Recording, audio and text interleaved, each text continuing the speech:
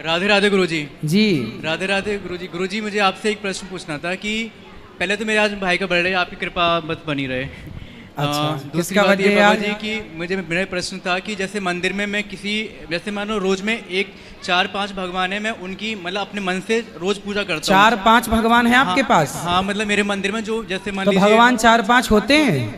मतलब 4-5 नहीं, बहुत सारे जिनको मैं श्रद्धा पूर्वक मानता हूँ, जिनको कितने भगवान होते हैं? उनको तो 33 करोड़ देवी देवता हैं वो तो हैं?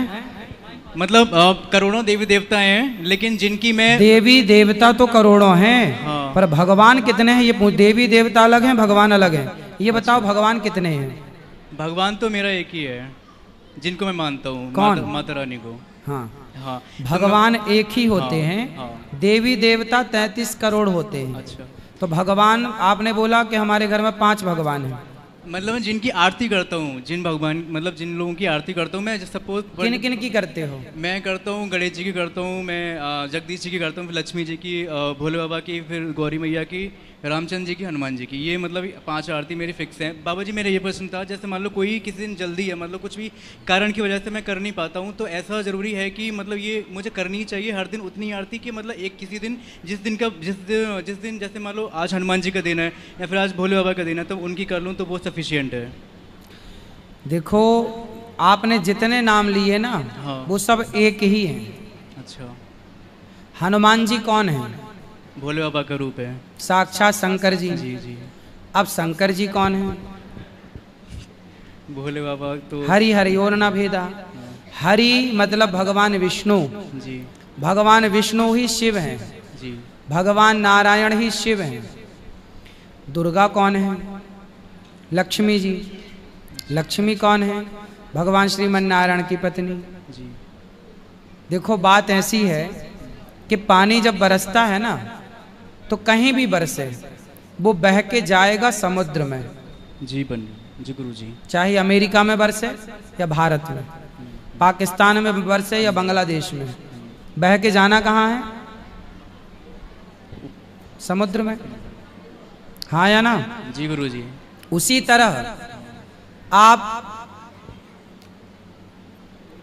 घर में जो मंदिर रखते हैं और बहुत सारे लोग ये सब रखते हैं ना, इसलिए कहते हैं अपना इष्ट रखिए एक। भगवान सब एक ही। हनुमान जी, शंकर जी, दुर्गा जी अलग अलग नहीं है। आप हनुमान जी को प्रणाम करोगे तो वो प्रणाम जाएगा भगवान राम को। जी जी गुरु जी। हनुमान जी वो प्रणाम रखेंगे नहीं, क्योंकि हनुमान जी के हृदय में कौन बैठा है? रामचंद्र जी। राम। तो हनुमान जी को जब आप प्रणाम करते हैं तो प्रणाम राम को होता है। अच्छा, राम जी को जब आप प्रणाम करते हैं तो राम जी कौन है? साक्षात नारायण। नारायण। वो प्रणाम नारायण को है।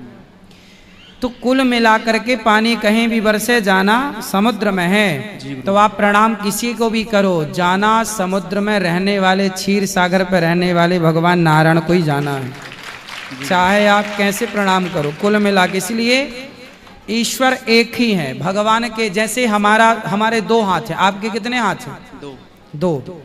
दायां और बाएं, लेफ्ट राइट। उसी तरह जैसे आपका शरीर एक है, पर शरीर में अंग अनेक हैं।